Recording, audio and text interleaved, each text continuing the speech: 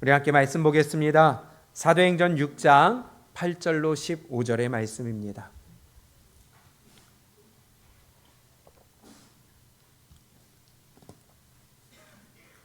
사도행전 6장 8절로 15절 우리 함께 큰 목소리로 함께 합독합니다. 시작. 스데반이 은혜와 권능이 충만하여 큰 기사와 표적을 민간에 행하니 이른바 자유민들 즉 구레네인 알렉산드리아인 길리기아와 아시아에서 온 사람들의 회당에서 어떤 자들이 일어나 스데반과 더불어 논쟁할세 스데반이 지혜와 성령으로 말함을 그들이 능히 당하지 못하여 사람들을 매수하여 말하게 하되 이 사람이 모세와 하나님을 모독하는 말을 하는 것을 우리가 들었노라 하게 하고 백성과 장로와 서기관들을 충동시켜 와서 잡아가지고 공회에 이르러 거짓 증인들을 세우니 이르되 이 사람이 이 거룩한 곳과 율법을 거슬러 말하기를 마지 아니하는도다. 그의 말에 이 나사렛 예수가 이곳을 헐고 또 모세가 우리에게 전하여 준 규례를 고치겠다 함을 우리가 들었노라 하거늘 공회 중에 앉은 사람들이 다 스데반을 주목하여 보니 그 얼굴이 천사의 얼굴과 같더라. 아멘. 오늘도 하나님의 말씀에 귀를 기울이시기를 축복합니다. 이 시간 하나님의 음성이 우리의 심령을 깨우는 시간이 되기를 축복합니다. 우리가 지난 시간의 말씀에 잠깐 돌이켜보게 되면 교회가 되고 목사가 되고 성도가 될 때에 바꿔 얘기하면 각 지체가 있어야 할 자리에서 있고 뿐만이 아니라 각자의 역할을 충실히 이행을 할 때에 하나님의 교회에 있는 갈등은 저절로 해소가 될 것입니다. 예루살렘 교회에 갈등이 있었어요.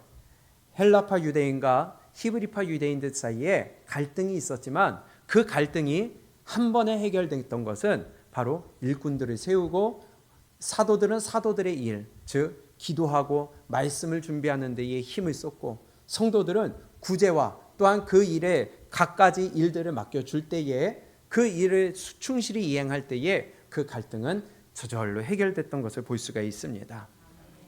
우리의 자리를 지키시기를 바랍니다.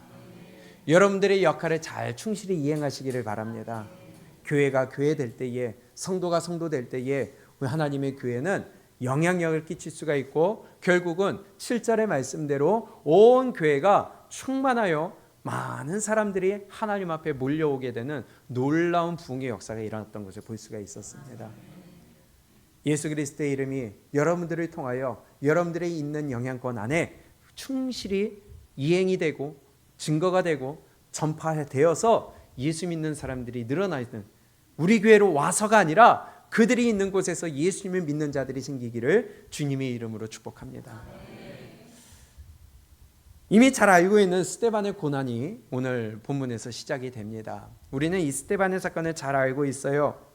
이 스데반은 역사 가운데 잠깐 등장했다가 다음 주에 보게 될 사도행전 7장에서 한 장의 긴 50몇 절에 이르는 긴 내용을 설교를 하고 그는 비참하게 죽음을 당합니다. 돌에 맞아 죽습니다. 그게 스데반의 모습이었어요. 이런 모습을 볼 때에 오늘 스데반의 모습을 볼 때에 그 시발점이 오늘의 본문인데요. 하나님의 생각은 참 알다가도 모르겠다 싶은 생각이 듭니다. 한번 보세요. 지금까지 예루살렘 교회에 생기는 여러 가지 위기들이 있었습니다. 사도들이 2번이나 잡혀왔었어요. 한 번은 위협하고 놓아줬습니다. 너 다시는 예수의 이름으로 전하지 말아라 하면서 위협하고 경고하고 내보내줬어요. 그런데 또다시 잡혀왔어요. 이때는 죽음을 각오해야 됐었습니다. 그러나 그때의 중재됨으로 말미암아서 심하게 얻어맞고 풀려났어요. 그러나 그때도 예수 이름을 전하지 말라고 그랬었어요. 그러나 이런 갈등과 위험과 어려움과 고난과 핍박이 있었음에도 불구하고 예루살렘 교회는 어떻게 됐어요? 부흥했습니다. 어려움을 잘 극복해 넘어갔습니다. 3,000명이 몰려오고 5,000명이 몰려오고 또 뿐만이 아니라 또 다른 위기가 있었는데 아나니아와 삽비라의 사건도 있었어요. 그러나 이것도 하나님의 은혜 가운데 잘 마무리가 됐어요. 또 우리가 지난주에 봤던 대로 갈등이 있었어요. 교인들 사이에 갈등이 있었어요. 그러나 이것도 잘 마무리가 됐어요. 그러면서 좀 전에 말씀드린 것처럼 7절에 예루살렘 교회는 부흥됐습니다. 허다한 무리가 몰려왔습니다. 하나님 앞에 이 많은 사람들이 몰려왔고 제사장들도 이 도에 복종했다고 그랬어요. 얼마나 아름답게 성장해 가고 있는 모습입니까? 그런데 하나님의 생각을 참 알다가도 모르겠다는 게 뭐냐? 오늘 스데반의 사건을 통하여서 스데반이 유대인들에게 잡혀오고 사내들인 공회에 가서 신문을 받고 그 앞에서 변론을 하다가 결국은 스데반이 돌에 맞아 죽습니다. 그리고 막 성장세에 있던 예루살렘 교회가 풍비박산이 나버려요. 얼마나 아름답게 끝나면 좋겠어요. 막 이런 위기가 있고 어려움이 있고 핍박이 있고 고난이 있더라도 예루살렘 교회가 3,000명, 5,000명 막 허다한 무리가 몰려와서 부흥되고 있는 상황 가운데 이러한 스데반의 죽음이 있더라도 그들은 이 고난 가운데 슬퍼하지 않고 끝까지 믿음을 지켰더라 하면서 예루살렘 교회가 부흥했더라 하면 얼마나 아름다운 마무리가 돼요. 그런데 이 스데반의 죽음으로 말미암아 예루살렘 교회는 흩어지게 됩니다. 믿는 자들은 숨게 됩니다. 그런데요, 하나님의 뜻은 오히려 예루살렘에만 복음이 머무는 것이 아니라 전 세계의 복음이 퍼지기를 원하셨던 거예요. 스데반의 죽음을 통하여 믿는 자들이 흩어지고 각각의 위치로 돌아감으로 말미암아 하나님의 이 예수님의 복음이 전 세계로 퍼지는 놀라운 역사가 시작이 되었던 것입니다. 하나님의 계획은 우리가 알지 못하는 거예요. 전 세계의 복음이 전파되는 놀라운 시발점이 바로 이 스데반의 죽음으로부터 시작되었다는 것입니다. 그 스데반의 사건을 오늘 한번 잠깐 살펴보도록 하겠습니다. 스데반은요, 사도가 아니에요. 평신도였어요. 그러나 그는요, 우리가 이 7사람들을 세울 때 봤듯이 성령이 충만한 자였습니다. 지혜가 충만한 자였습니다. 사람들에게 칭찬받는 자들이었습니다. 그 중에 하나가 바로 이 스데반이었어요. 그러니 성령이 충만하고 하나님의 지혜가 충만하다 보니까 능력이 나타났던 거예요. 여러분들도 사모하시기 바랍니다. 근데 능력만 사모해서는 안 되고 성령이 충만해야 돼요. 말씀이 충만해야 돼요. 하나님의 지혜가 충만해야 돼요. 그래야 능력이 나타나는 거예요. 오늘 본문 말씀 8절에 보니까 이렇게 말씀합니다. 시작. 스데반이 은혜와 권능이 충만하여 큰 기사와 표적을 민간에 행하니. 아멘. 스데반도 기적을 일으켰대요. 여러분들 사이에 손을 얹고 기도한 즉 나음을 얻는 놀라운 치유의 역사가 일어나기를 축복합니다. 목사만 하면 되는 게 아니라 우리 모두가 그런 일이 있어야 돼요. 어떤 분에게는 예언의 은사가, 어떤 분에게는 치유의 은사가, 어떤 분에게는 축사의 은사가, 어떤 분에게는 병고침의 은사가, 우리 각가지 은사가 나타나기를 축복합니다. 그러려면 어떻게 해야 돼요? 먼저 성령이 충만해야 돼요. 은혜가 충만해야 돼요. 그러기 전에 능력이 나타나면 잘못되기 십상입니다. 그런데 이 스데반은 성령이 충만한 자였어요. 우리 3절에 보게 되면 형제들아 너희 가운데 성령과 지혜가 충만하여 칭찬받는 사람 7을 택하라. 우리가 이 일을 그들에게 맡기고. 이러한 사람들을 세웠고 그들 중에 하나가 스데반이었고 이 스데반은 그로 말미암아 이 전부터 이미 성령이 충만했고 그래서 그 전부터 능력을 행했던 것으로 추측이 돼요. 아멘. 여러분들에게 이런 능력이 나타나기를 원합니다. 그런데요, 이 스데반 원래 선출된 뽑힌 일꾼으로서 뽑힌 원래 목적이 뭐였어요? 구제하기 위함이었죠. 일을 맡기기 위함이었죠. 교회의 일을 맡기기 위함이었습니다.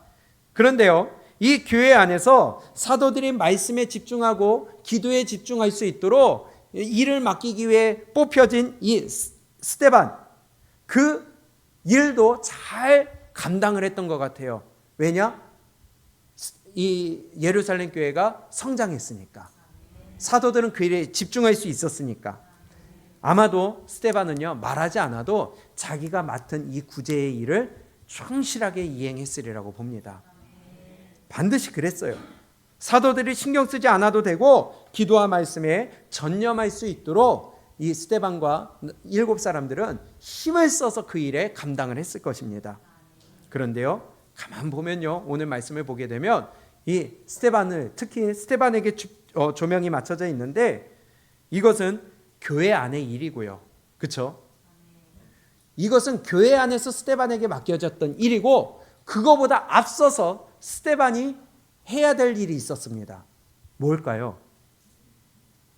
그쵸? 구원받은 자로서 복음 전하는 일이었다는 거예요.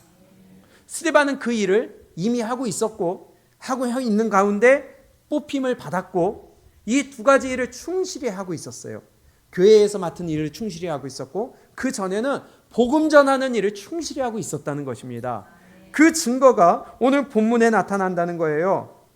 자, 교회에서의 일도 맡아서 하고 또 내가 원래 해야 될 구원받은 자로서 복음 전하는 일도 충실히 하고 있었던 이 스데반의 모습을 예수님의 부활을 전하는 이 증인으로서의 삶을 충실히 살아가고 있었던 스데반의 모습을 볼 수가 있습니다. 오늘 8절부터 9절을 한번 읽어보겠습니다. 시작.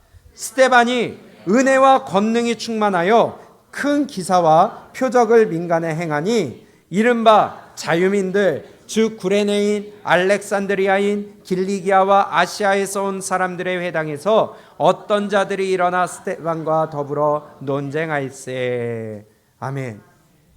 스데반의 평소의 삶이 나타나고 있습니다. 교회에서 살면 교회에서 삶대로 역할을 충실히 하고 있었지만 그의 평소의 삶은 구원받은 자로서 복음을 전하고 다녔어요. 근데 특히나 우리가 지난주에 봤듯이 그 7명의 이름이 무슨 이름이었어요? 헬라식 이름이었어요. 헬라파 유대인이었어요. 그래서 그 당시에도 히브리파 유대인들이 있었고 헬라파 유대인들이 있었는데 아무래도 헬라파 유대인들은 외국인들이잖아요. 외국에 살았기 때문에 거기서 태어났기 때문에 거기에 외국어가 익숙한 사람들이에요. 자다가도 치면은 아람어가 아니라 히브리어가 아니라 헬라 말이나 다른 언어가 나오는 사람들이에요. 그러다 보니 그들끼리 모이는 회당이 또 있었다는 거예요. 그래서 이 스데반도 헬라파 유대인이다 보니까 그들에게 자기랑 똑같은 입장에 있는 사람들에게 전하러 갔다는 거예요. 자, 다시 9절을 보세요. 이른바 자유민들 즉 구레네인, 알렉산드리아인, 길리기아와 아시아에서 온 누구요? 그 사람들의 회당에서 복음을 전하다가 논쟁이 붙었다는 겁니다.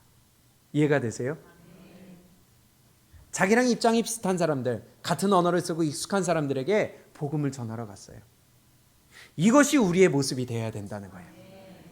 교회에서 맡은 직분, 교회에서 맡은 역할, 교회에서 맡은 책임, 교회에서 맡은 일들, 내가 맡은 일들을 수행할 뿐더러 우리가 밖에 나가 내가 영향을 미칠 수 있는 곳, 내 가정에서, 직장에서, 내 동료들에게, 만나는 자들에게 어떤 사람들을 만나든지 스데반처럼 삶 가운데서는 복음을 전하는 자가 되어야 된다는 것입니다. 스데반은 그 두 가지 역할을 잘 감당했어요. 교회에서는 구제의 일을, 내 삶의 현장에서는 복음 전하는 증인으로서의 삶을 충실히 살아가고 있었습니다. 우리가 이런 삶을 살기를 원합니다. 이게 성도의 삶입니다. 교회 안에만 갇힌 믿음이 되지 않기를 축복합니다. 여기서만 믿는 자가 되지 않기를 축복합니다. 여러분들은 교회예요. 각각이 다 교회라는 거예요. 그리스도의 몸된 지체라는 거예요. 그러면 여기서만이 교회가 아니라 여기서만이 성도가 아니라 우리가 밖에 나아가 직장에서 가정에서 만나는 자들에게 그리스도의 복음을 전하는 자들이 되어야 돼요. 갇힌 믿음이 되지 않기를 원합니다. 우리가 이제는 구원받아 부르심을 받은 자가 되었으면 이제는 그 부르심 목적대로 보내심을 받아 우리가 보내심의 목적대로 복음을 전하는 증인이 되어야 돼요. 내 자녀들에게, 내 부모님들에게, 내 친구에게, 내 직장 동료에게, 만나는 사람들에게, 안 믿는 자들에게 여러분들이 증인이 되시기를 바랍니다. 그렇게 예수님의 부활을 증거하는 삶을 살다가 오늘 본문의 사건이 벌어진 겁니다. 뭐가 생겼어요? 논쟁이 생겼습니다. 그들은 그들 나름대로 신앙생활을 하고 있는 사람들이에요. 하나님을 믿는다고 하는 자들이에요. 그래서 회당에 모여서 말씀을 듣고 그들의 그 율법을 듣습니다. 그런데 스데반이라는 자가 와가지고 하는 말이 뭐냐? 예수님을 믿어야 된다. 예수님의 오심으로 말미암아 율법은 완성되었다.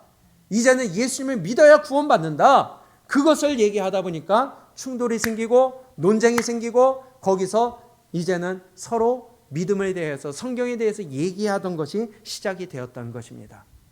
그러다 마주한 진리 앞에 복음 앞에서 두 가지의 모습, 두 가지의 얼굴이 나타나기 시작하는 것입니다.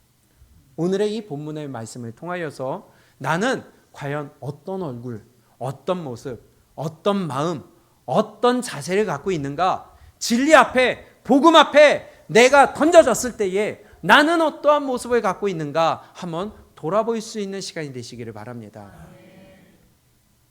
두 가지 모습이 나타납니다. 먼저 논쟁이 벌어지는데요. 자, 9절을 보겠습니다. 이른바 자유민들 즉 구레네인 알렉산드리아인 길리기아와 아시아에서 온 사람들의 회당에서 어떤 자들이 일어나 스데반과 더불어 논쟁할세. 자, 논쟁을 하는데요. 스데반이 어떤 모습이 있는지 한번 보세요. 10절입니다. 시작. 스데반이 지혜와 성령으로 말함을 그들이 능히 당하지 못하여. 아멘. 자, 처음에 스데반과 함께 7명의 사람들이 뽑혔어요. 그들의 모습은 성령이 충만하고 하나님의 지혜가 있으며 사람들에게 칭찬받는 사람들이었습니다. 성령이 충만한 사람이라는 거예요. 7명의 모든 사람들이 이랬어요. 아마도 스데반이 여기에 오늘 본문에 등장했지만 스데반 외에 그때 7명이 세워진 모든 사람들이 아마 붙었어도 스데반처럼 똑같이 복음을 전할 수 있었을 거예요. 능히 감당하지 못하게 하는 말을 전했을 것입니다. 이것이 바로 어디서 나오느냐? 성령의 충만함에서 나오는 것입니다. 직분은요, 이런 사람들이 받아야 돼요.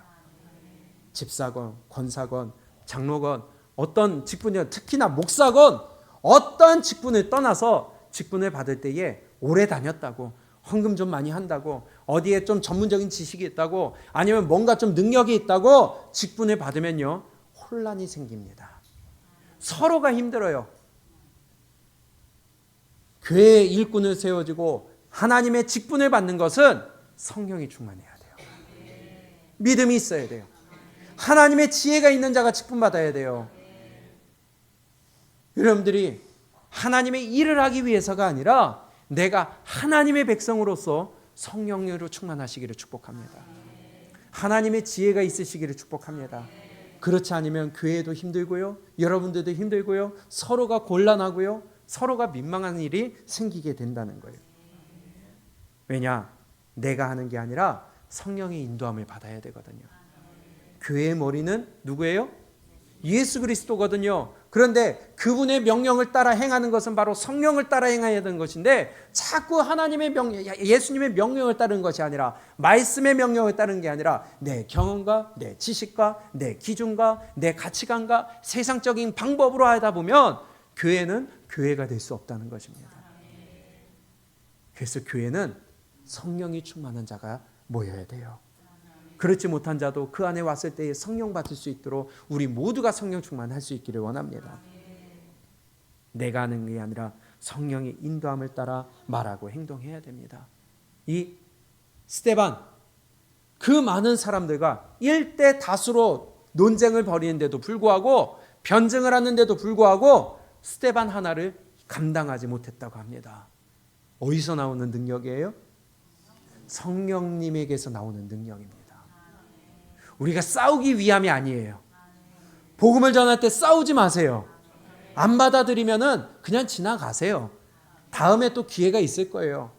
제가 어떤 영상을 보다가 참 가슴 아픈 얘기를 들었어요. 많은 사람들이 전도하러 밖으로 나아갑니다.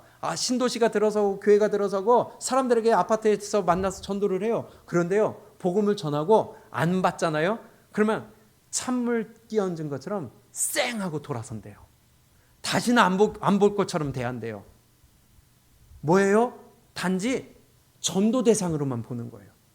인격으로 보지 않고 사람으로 보지 않고 안타까운 마음으로 다가가는 것이 아니라 영혼 사랑하는 마음이 아니라 단지 데려다가 앉히기 위한 그런 뭐예요? 하나의 호객행위. 감사합니다. 그건 올바른 전도의 자세가 아니죠. 그러니 그런 사람들이 또 다른 사람이 전도하려고 할 때에 오히려 전도의 문이 막힌다는 거예요. 안 받으면요, 우리는 또 다음 기회를 보는 거예요. 그리고 섬기는 거예요. 사랑하는 거예요. 그런데 내가 한번 전했는데 쌩하고 돌아섰다고, 안 받는다고 휙 이젠 다시는 안 봐. 그런다면요, 도리어 그건 전도가 아니라 길을 막는 것입니다. 그래서 뭐가 필요해요? 성령의 인도함이 필요한 거예요. 성령의 충만함이 필요한 거예요. 바울도 그랬다는 거예요. 바울도요, 복음을 전할 때에 바울이 얼마나 학식이 높은 사람이에요. 얼마나 많이 배웠어요. 능력이 얼마나 많이 나타납니까? 그러나 바울은요, 자신의 모든 가진 것을 뭘로 여겼다? 배설물로 여겼다. 자, 바울이 무엇으로 전했나 한번 보세요. 고린도전서 2장입니다. 고린도전서 2장 13절.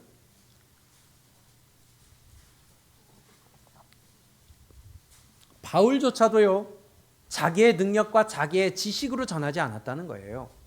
시작. 우리가 이것을 말하거니와 사람의 지혜가 가르친 말로 아니하고 오직 성령께서 가르치신 것으로 하니 영적인 일은 영적인 것으로 분별하느니라. 아멘. 그 학식이 높은 바울도요, 전도하고 하나님의 말씀을 전하고 복음을 전할 때에, 영의 일을 할 때에 자신의 경험과 기준과 세상적인 방법으로 하지 않았다는 겁니다. 자기의 학식으로 하지 않았다는 겁니다. 자기의 언변으로 한 것이 아니라는 거예요. 뭘로 했다고요? 성령으로, 성령의 능력으로. 우리 모두가 이렇게 되기를 원합니다. 싸우기 위함이 아닙니다. 남을 짓누르고 입을 막게 하기 위함이 아니에요. 우리가 논쟁하기 위함이 아니에요. 성령의 인도함 받기 위함이에요. 그 앞에 4절입니다. 2장.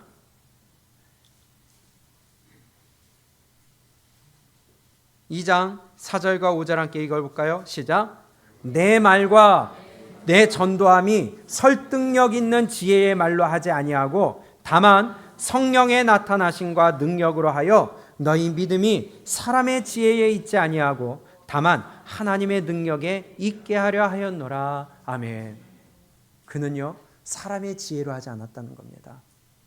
여기 이렇지, 여기 이렇지, 그러니까 너 이거야 한 것이 아니라 하나님이 말하게 하심으로, 성령이 말하게 하심으로, 그 능력과 긍휼히 여기는 마음과 사랑하는 마음으로 복음을 전했다는 것입니다.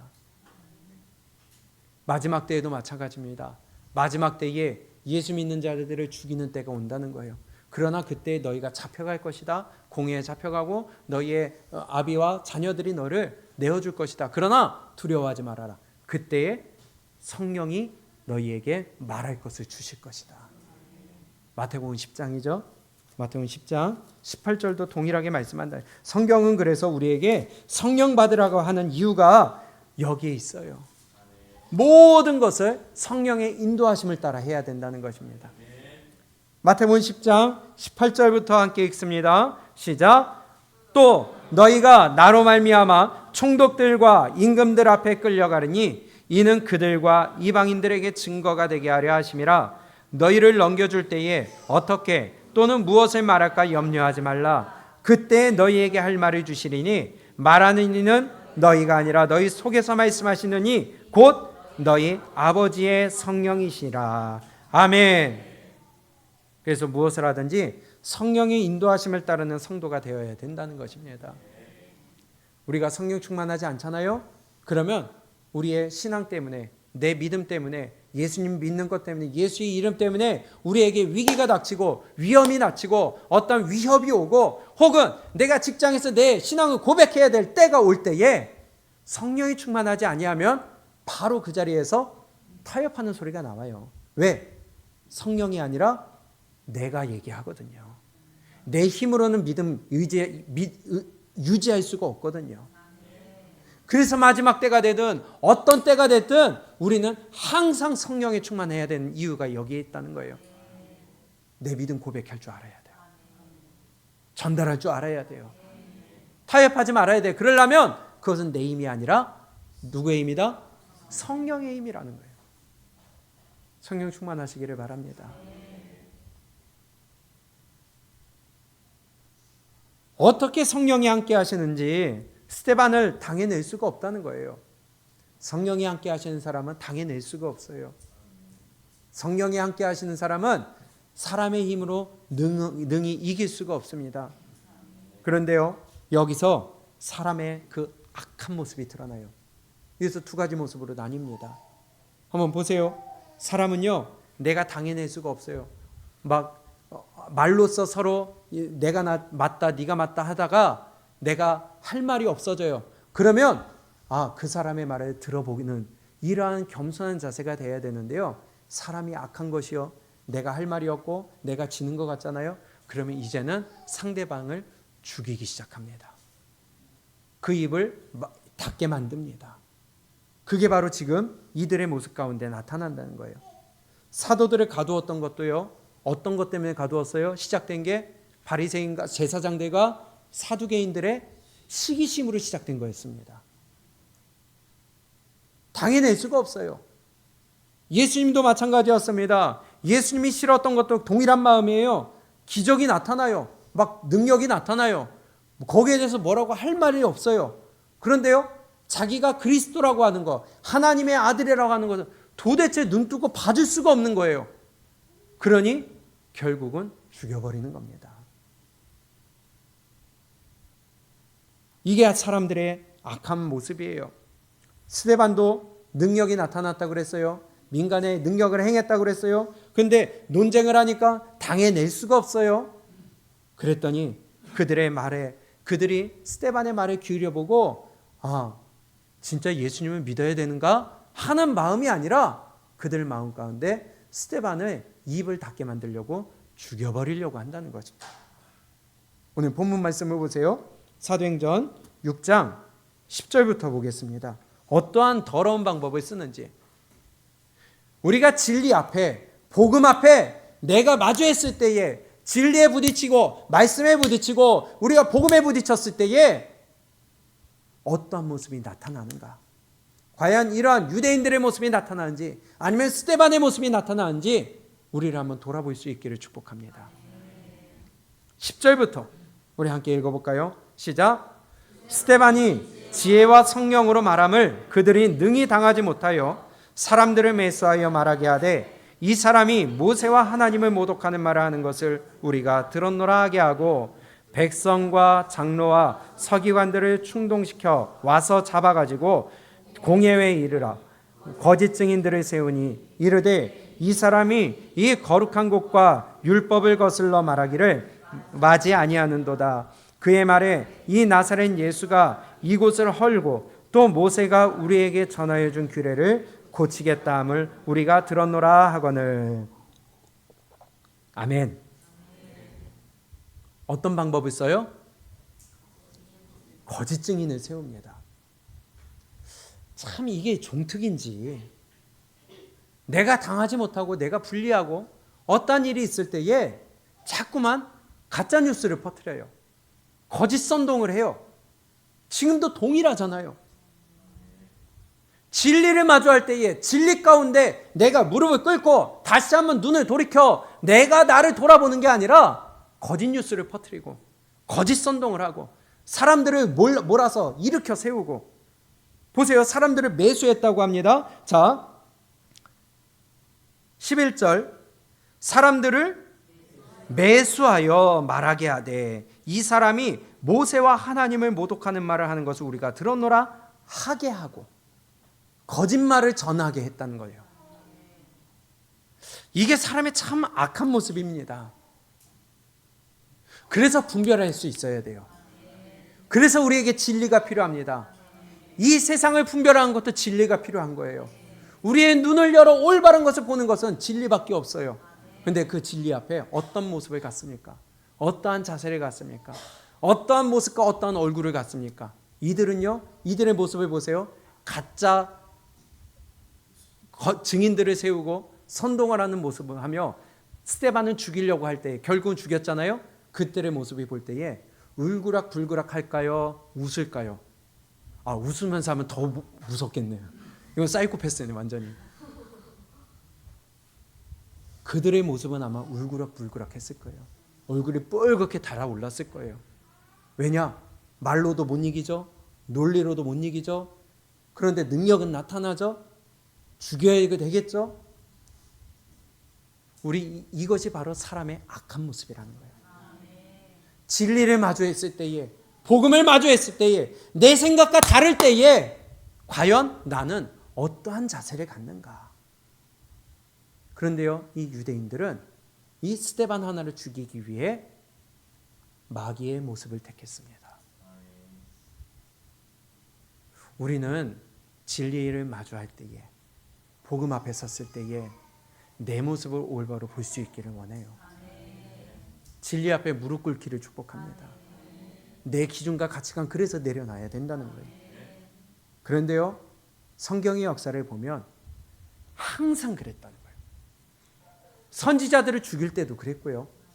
예레미야 선지자도 거짓 선지자들을 동원해가지고 죽였고요. 나봇도 마찬가지죠. 나봇의 포도원을 뺐을 때에도 거짓 증인들을 세웠다고 그랬습니다. 한번 볼까요? 열왕기상 20장입니다. 21장. 열왕기상 21장 10절만 볼까요?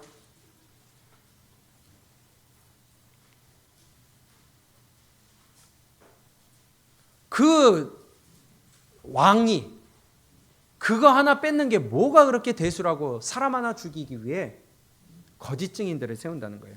열왕기상 21장 10절입니다. 시작.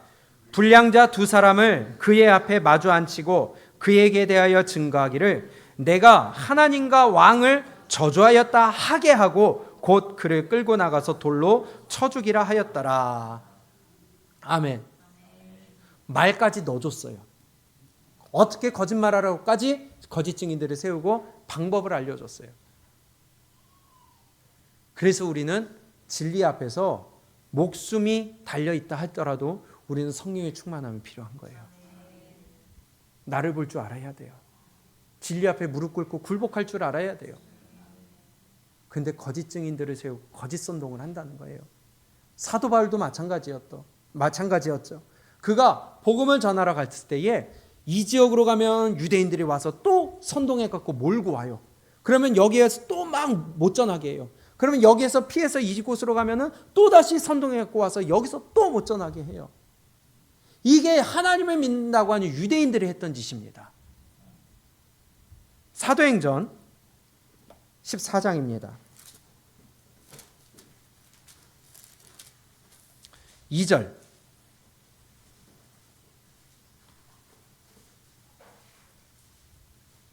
시작.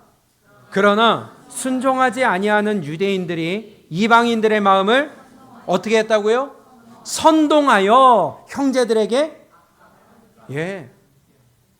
이런 더러운 짓을 한다는 거예요. 누가요? 유대인들이, 하나님을 믿는다고 하는 유대인들이 바울이 전하는 그 복음, 예수 그리스도를 전하는 그것을 싫어하고 막으려고 하나님을 믿는다고 하는 것들이 이러한 더러운 짓을 한다는 거예요. 그것도 누구를 선동했다고요? 이방인들을 선동해. 이방인들. 하려면 지들끼리 하지 이방인들까지 선동해서 복음을 막습니다. 이러한 일이 지금도 교회 안에 일어나요. 이 땅 가운데 일어나요. 14장 19절입니다. 그 피해서 이고니온으로 갔어요. 바울이. 거기서 돌에 맞아 죽죠. 죽게 되죠. 죽을 꼭 뭐라고 해야 돼요? 죽었다고 해야 돼요. 죽을 뻔했죠. 아니, 죽었다가 살아났죠. 자, 14장 19절입니다. 시작. 유대인들이 안디옥과 이고니온에서 와서 무리를 충동하니 그들이 돌로 바울을 쳐서 죽은 줄로 알고 시외로 끌어내치니라. 아멘. 누가 했어요? 유대인들이. 어디에서요? 안디옥과 이고니온에서 와서 무리를 그 지역에 있는 것도 아니고요. 다른 지역에서 와가지고 끌고 와가지고 무리를 충동시켜서 돌로 쳐 죽입니다. 왜요? 예수 전하는 게 싫다고. 예수 믿어야 구원받는다는 것을 못 전하게 하려고. 이게 하나님을 믿는다고 하는 유대인들이 하는 더러운 짓들입니다. 우리가 하나님을 올바로 믿지 않으면, 성령으로 충만하지 아니하면, 분별하지 못하면 이런 동일한 일을 하게 된다는 거예요. 교회 안에서 조금 아무것도 아닌 일 가지고 감정 상하고 부딪히고 갈등과 이런 일들 가지고 사람들을 선동을 해요. 거짓 뉴스를 퍼뜨려요. 거짓 선동을 해요. 교회가 분란이 일어나요. 많이 알고 계시잖아요. 우리 분별하시기를 축복합니다. 진리를 맞닥뜨렸을 때에 나를 보는지 아니면 상대방을 누르려고 하는지, 이것이 바로 오늘 본문에서 우리에게 주시는 말씀입니다. 여러분들은 어떠한 모습을 갖습니까? 어떠한 자세를 갖습니까? 어떠한 얼굴을 갖습니까? 얼굴은 마음의 표현이라고 그래요. 우리 어떠한 자세로 말씀을 대합니까? 자꾸 저도 얼굴이 찡그러지는데 웃읍시다. 링컨이 40이 되면은 자기 얼굴에 책임을 지라고 했다고 하는데, 우리 말씀을 통하여서 얼굴에 웃음과 복음과 그리스도의 향기가, 그리스도의 빛이 여러분들의 얼굴을 통해서 났으면 좋겠어요. 예수님도 마찬가지였다는 거예요. 예수님 미워 죽겠거든요. 자기가 하나님의 아들이래요. 근데 능력을 행하는 거 보니까 감히 건들 수가 없어요. 근데 죽여야 되겠거든요. 그러니 마지막에 동원한 방법이 뭐예요? 거짓 증인들을 세웠어요. 자, 마태복음을 봅시다. 마태복음 26장이에요. 59절.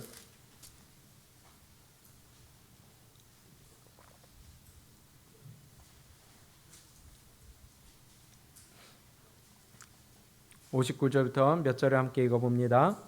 시작. 대제사장들과 온 공회가 예수를 죽이려고 그를 칠 뭘 찾았다고요?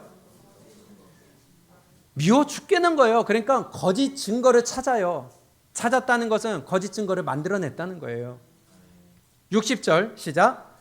거짓 증인이 많이 왔으나 얻지 못하더니 후에 두 사람이 와서 이르되 이 사람의 말이 내가 하나님의 성전을 헐고 사흘 동안에 지을 수 있다 하더라 하니 대제사장이 일어나 예수께 묻되 아무 대답도 없느냐? 이 사람들이 너를 치는 증거가 어떠하냐 하되, 예수께서 어떻게 했어요? 예수님은요 어떠한 말에도 대답하지 않았어요. 나를 거짓 증거로 나를 자꾸 모함하고 나를 잘못됐다고 하고 죽이려고 하는데도 예수님은 거기에 대해서 이런 방구도 반박하지 않았습니다. 물론 이거조차 구약의 예언을 이루시기 위함이었죠. 그러나 딱 한 가지만 대답을 했습니다. 네가 그리스도냐? 네가 말하였다. 이거 하나 빼고는 다 대답을 안 하셨어요. 예수님 죽이려고 자꾸 거짓 증인들을 데려와요. 만약에 여러분들이 모함을 받았습니다. 누명을 썼습니다. 법정에 갔습니다. 거짓 증인이 나와요. 난 진짜 아닌데 막 미치고 팔짝 뛸 노릇이에요. 막 아니라고 하는데도 증거들은 자꾸 나를 향해요. 어떠겠습니까? 그 상황이라는 거예요. 예수님을 죽이기 위해 그러한 짓을 했습니다. 사도 바울을 죽이기 위해 그러한 짓을 했습니다. 나봇을 죽이기 위해 그러한 짓을 했습니다. 오늘 스데반을 죽이기 위해 그러한 짓을 했어요. 다시 오늘 본문 말씀에 사도행전 6장 10절에 스데반이 지혜와 성령으로 말함을 그들이 능히 당하지 못하여 사람들을 어떻게 했어요? 매수하여 말하게 하되 이 사람이 모세와 하나님을 모독하는 말을 하는 것을 우리가 들어노라 하게 하고 백성과 장로와 서기관들을 어떻게 했습니까? 충동시켜 와서 어떻게 했어요? 잡아서 공회에 가고 거짓 증인들을 세우니 이르되 이 사람이 이 거룩한 곳과 율법을 거슬러 말하기를 마지 아니하는도다. 그의 말에 이 나사렛 예수가 이곳을 헐고 또 모세가 우리에게 전하여 준 규례를 고치겠다 함을 우리가 들었노라 하거늘. 지금 예수님이 한 말을 지금 뒤집어 씌우는 거죠.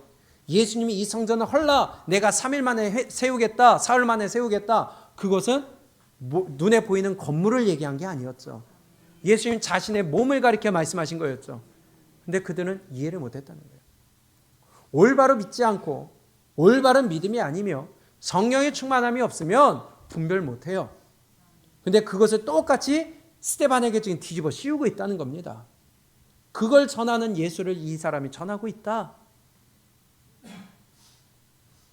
여러분들은 진리 앞에 마주 섰을 때에 내가 갖고 있는 믿음, 내가 갖고 있는 기준, 내가 갖고 있는 방법, 내가 갖고 있는 경험, 내가 갖고 있는 가치관, 이것이 복음 앞에 부딪혔을 때에 마음이 불편하긴 하겠지만 어떠한 자세와 얼굴과 태도를 갖습니까? 지금 이 유대인들은 죽이려고 하고 입 닫게 만든다는 것입니다. 잔소리로 들리고 듣기 싫은 소리로 들리고 저건 잘못됐다 하며 스데반을 죽이려고 했습니다. 진리 앞에 두 얼굴이 나타나요. 산헤드린 공회 앞에 스데반이 섰습니다. 이제 꼼짝없이 죽게 됐어요. 그런데 일반적으로는 죽음 앞에 아무리 내가 잘못한 게 없고 억울하고 누명을 썼고 거짓 증인이 있다 할지라도 어쨌든 죽음이 눈앞에 있다면 두려움이 오지 않을까요? 막 답답한가 속이 터져 죽겠고 미치고 팔짝 뛰고 막 저 어떻게 할 수도 없고 그러는 가운데 나도 얼굴이 울그락불그락 막 숨은 가빠지고 그러지 않을까요? 근데 스데반의 얼굴은 어땠다고 그래요? 우리 한번 읽어볼까요? 15절입니다. 시작. 공회 중에 앉은 사람들이 다 스데반을 주목하여 보니 그 얼굴이 천사의 얼굴과 같더라. 있을 수 있는 일일까요? 나를 죽이려고 거짓 증인을 세워요. 거짓 증거들을 내놔요. 막 몰아가요. 모함해요. 누명을 뒤집어 씌워요. 그런데 스데반의 얼굴은 뭐와 같다? 천사와 같다는 게 뭘까요? 평안했다는 거예요. 여유가 있었다는 거예요. 예수님이 빛났던 것처럼 그의 얼굴이 영광으로 빛난다는 거예요. 마치 모세가 시내산에서 율법을 받고 내려왔을 때에 얼굴이 빛나 수건으로 덮었던 것처럼 스데반의 얼굴도 평안하고 하나님과 함께하는 그 말씀과 함께하는 그 여유와 평안함이 영광스럽게 빛났다는 것입니다. 어떻게 이럴 수 있을까요? 어찌 이런 일이 있을 수 있을까요? 아무리 모함하고 거짓 증인을 세우고 죽이려고 하고 내가 전한 복음 예수 그리스도의 부활이 확실한 것을 내가 믿기 때문에 그게 맞는 것을 나는 확신하기 때문에 예수 그리스도만이 부활하신 예수 그리스도만이 생명이라는 것을 나는 확실히 믿기 때문에 확신에 차지 않으면요 하나님이 주신 평안이 아니면요 하나님이 입혀주시는 사랑과 은혜와 평안이 아니면 우리는 그렇게 천사의 얼굴이 되기 어렵다는 겁니다. 내 안에 있는 그리스도의 사랑과 복음이 확실하다는 거예요. 여러분들은 여러분들 안에 있는 복음, 그 사랑, 그 말씀 확실하세요?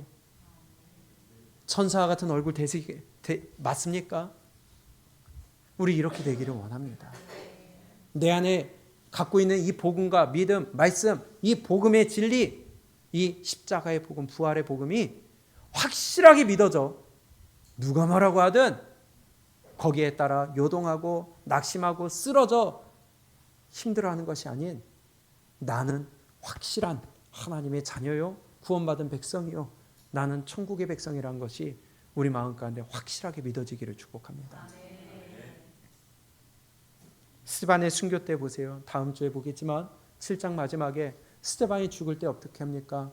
예수님의 모습이 나타나요. 주여 저들의 죄를 저들에게 돌리지 마옵소서. 이게 바로 천사의 얼굴 아니에요? 이게 예수님의 모습 아니에요? 우리가 말로만 예수님의 모습을 닮아가자는 것이 아니라 예수님을 닮는 삶을 살자 하는 것이 아니라 우리가 삶 가운데 얼굴이 그리스도의 모습이 나타나기를 축복합니다. 그리스도의 사랑이 여러분들의 얼굴 가운데 묻어나기를 원합니다. 그러나 스데반이 우리 다음 주에 보겠지만 죽기 전에 그가 할 말은 또 다 해요. 7장에 그 긴 아브라함으로부터 쭉 설명을 해 나갑니다. 출애굽기와 그 광야 생활과 또 사사시대 또 그 놀라운 역사 가운데 함께 하신 하나님을 증거를 하고 그 다음에 그들이 가장 듣기 싫은 말, 그것이 다 뭐냐? 예수 그리스도를 나타낸 것인데 니네들이 그 예수를 죽였다. 니네들이 아브라함의 자손이라고 하면서 그 일을 니네들이 했다. 할 말은 또 한다는 거예요. 왜? 그게 진리거든요. 당장 내가 죽음이 눈앞에 있을지라도 사도 바울은 그들이 듣기 싫어한다 할지라도 복음은 복음대로 정확하게 전했다는 것입니다.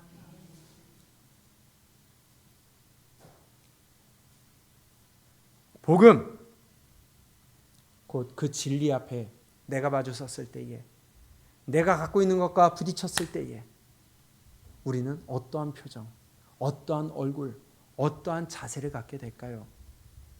이 유대인들처럼 죽이려고 하며 울그락불그락하고 얼굴이 뻘개지며 심장박동수가 높아지는 이러한 사단의 얼굴이 되는지, 아니면 스데반과 같이 천사의 얼굴을 가지고 평안을 얻고 있는지, 나는 어느 편에 속하는지 한번 돌아보는 시간이 됐으면 좋겠습니다. 진리 앞에서 내 영혼의 현 주소를 보았을 때 너 그거 믿음 아니야.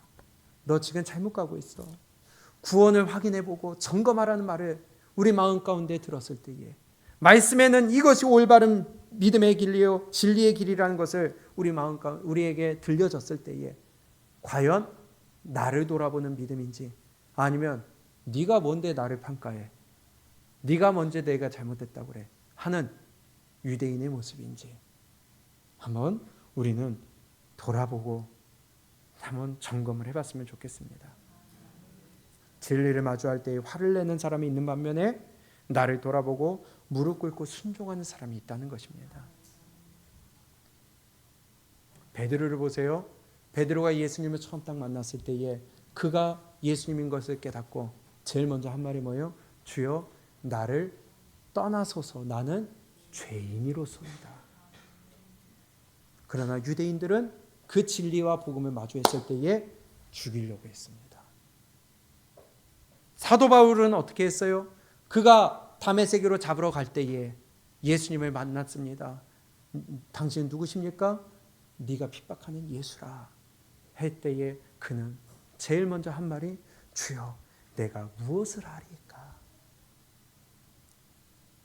베드로의 고백이나 바울의 고백이나 동일한 거 아니겠어요? 진리를 마주할 때에 나를 내려놓고 그 앞에 무릎 꿇는 자세냐? 천사 같은 얼굴이냐? 반대로 유대인들과 같이 죽이려고 하고 시끄럽게 여기며 가짜않게 여기고 열이 나며 입을 닫게 만들려고 하는 그러한 얼굴인지, 일그러진 얼굴인지. 그래서 우리는 성령으로 충만해야 됩니다. 하나님의 지혜가 있어야 됩니다. 성령은 진리의 영입니다. 그래서 우리를 진리 가운데로 인도하신다고 요한복음에서 우리에게 말씀하고 계세요. 성령이 진리 가운데로 인도하실 때에 과연 그것이 나에게 불편한 것이 아니라 도리어 나를 자유케 하는 것임을 우리는 깨달아야 되겠습니다. 진리의 성령이 없으니까, 내가 올바른 믿음에 있지 않으니까 진리 안으로 들어오라고 하는 말이 불편한 거예요. 듣기 싫은 거예요. 화가 나고 짜증이 나요. 시끄러운 소리가 되고요. 그 입을 틀어막고 싶고요. 그리고 이제는 잔소리로 들리게 되는 겁니다. 우리 성령 안에 거하시기를 축복합니다. 그리고 그 성령이 진리 가운데로 인도하실 때에 불편한 것이 아니라 이제는 그것이 기쁨이요, 감사요, 감격이요, 사랑이고 그로 인하여 내가 생명의 길을 걸어가는 것임을 알아. 이제는 내가 그 진리 앞에 무릎 꿇고 순종할 수 있기를 주님의 이름으로 축복합니다. 진리 앞에 두 가지 표정이 나타납니다. 유대인의 표정 혹은 스데반과 같이 천사의 표정이 나타날 수 있습니다. 오늘 말씀을 통해서 스데반은요, 그가 세워진 이유가 있었어요. 구제하라는 거였어요. 그러나 그거보다 먼저 된 사명, 바로 구원받은 자로서 증인으로서 살아가는 삶에 우선순위를 두고 최선을 다하며 뿐만이 아니라 자기가 맡은 구제의 사역도 충실히 해내겠습니다. 그리고 그가 맡은 구원받은 자로서 증인의 삶을 살 때에 맞이하는 어려움 속에, 핍박 속에 그는 굴하지 아니하고 그는 성령의 충만함으로 이 성령의 인도함을 따라 그는 무릎 꿇고 천사와 같은 얼굴을 가지고 복음을 전했습니다. 오늘 말씀을 통해 나를 돌아볼 때에 과연 내 마음은, 내 얼굴은 진리 앞에, 복음 앞에 어떠한 자세를 갖는지 한번 오늘 나를 돌아보는 시간이 됐으면 좋겠습니다. 천사의 얼굴 되시기를 축복합니다. 지금도 충분히 이쁘세요. 그러나 더 이뻐지시기를 축복합니다. 천사가 이쁜지 잘생긴지 어떤지는 모르겠어요. 그러나 화평한 얼굴, 그러나 마귀의 얼굴이 아닌 사랑과 은혜가 넘치는 얼굴, 여유가 넘치는 여러분의 얼굴이 되시기를 주님의 이름으로 축복합니다. 우리 가사를 생각하면서 함께 찬양하겠습니다.